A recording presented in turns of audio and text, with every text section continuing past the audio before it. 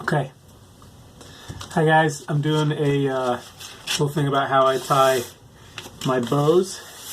So I use this velvet bow with the vinyl backing, because if you use a bow that doesn't have the vinyl backing, it doesn't stand up to weather. So if you want your bow to not go completely limp, when this gets wet, this will discolor, become wet, but then as it dries out, it'll return to this color. This is the type I use. So the length that you cut really has to do with the size wreath you're making.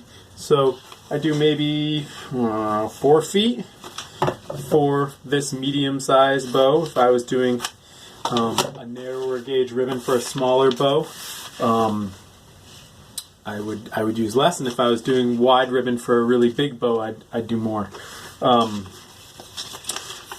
You'll notice that I cut the ends at an angle, but I did not cut them. I guess I cut them at the exact same angle, which means they're not going to match, right? And that's fine. No one notices that. I used to tie bows on a machine, and that never worked quite as well, because they ended up looking so uniform that they didn't have any soul. And then our neighbor came and she said, "Your bows kind of suck," and she taught us how to tie bows this way. So here, I'll do two. So I do one type of bow that's just simple like this. So I put one over the other, doesn't matter which, and then I have this loop in the middle, and you just fold that up so that it's like this, right? And then just kind of scrunch it all together and give it a pinch. And that is your bow. Now I take this wire. This is just a wreath making wire. It's painted green. You can buy it in any craft store or hardware stores, often have it this time of year. I leave about that much. What is that? That's a little more than 8 inches on one side. Still holding this all scrunched together. I wrap this wire around the entire thing. And then I leave 8 inches on the other side. It's bad for the scissors to cut the wire with the scissors. And then I just take the 2 things of the wire and I twist the whole thing around. So that is this type of bow that is a knotless bow, in which I would put that, and then I'd wire a cluster of clones over that. So that's one design that I do. So I do this type of bow. Now, to do the type of bow with a knot, you need an extra little bit of ribbon. How much tail you leave is just totally depends on what you want aesthetically. Some people really like long tails. I don't like super short tails. I don't like super long tails. There's like a middle ground. These are maybe, I don't know, 6 inches overlap. Now to do a knot, you do the same thing you did before, except you leave one side longer. You can see how that's longer than this other side. See, if I fold it over, you can see there's that extra bit. That extra bit is gonna become the part that allows you to make the knot. So make one side longer, then you fold an extra little thing just like that, and now you pin it there. That little extra thing is going to become the thing that looks like the knot in the middle. You see, it's not actually tied, it's just wired into place to look that way. So again, you'll notice I'm pinching this and pulling out the wire with this and this, because you don't want to let go of this. Once you have that, you hold on to it. And then it's the same deal as before.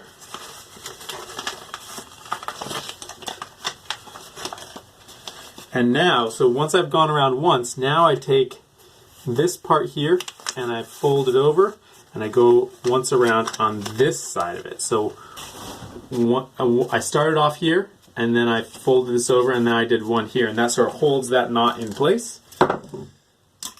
Snip. Same deal on the back. You see those wires coming up. And I'm just going to pinch and then spin the whole thing.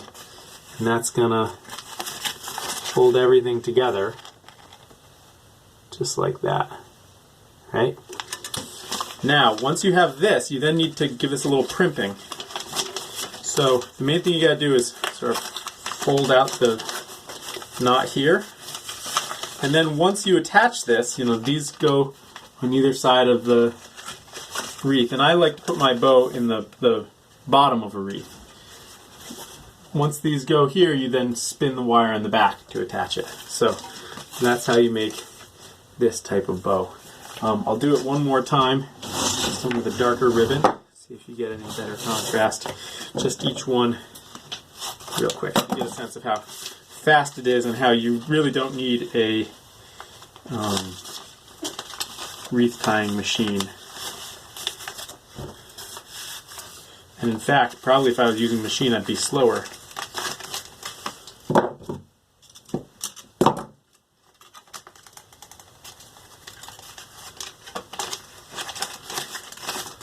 So there's one without a knot.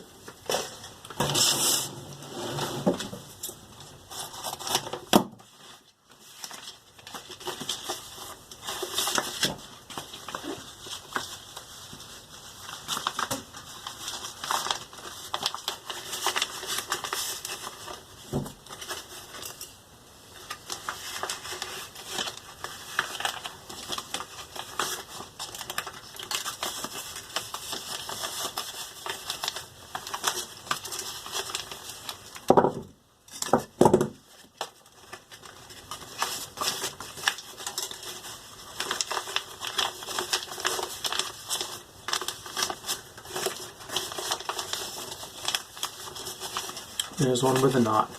Now you'll notice that while this is awfully close to being symmetrical, I'm not measuring anything, and it's that slight asymmetry that occurs that makes it look like it's been made by a human, and that's really an important part of this handmade aesthetic.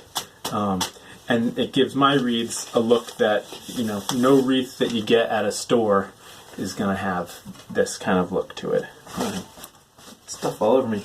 So that's it, guys.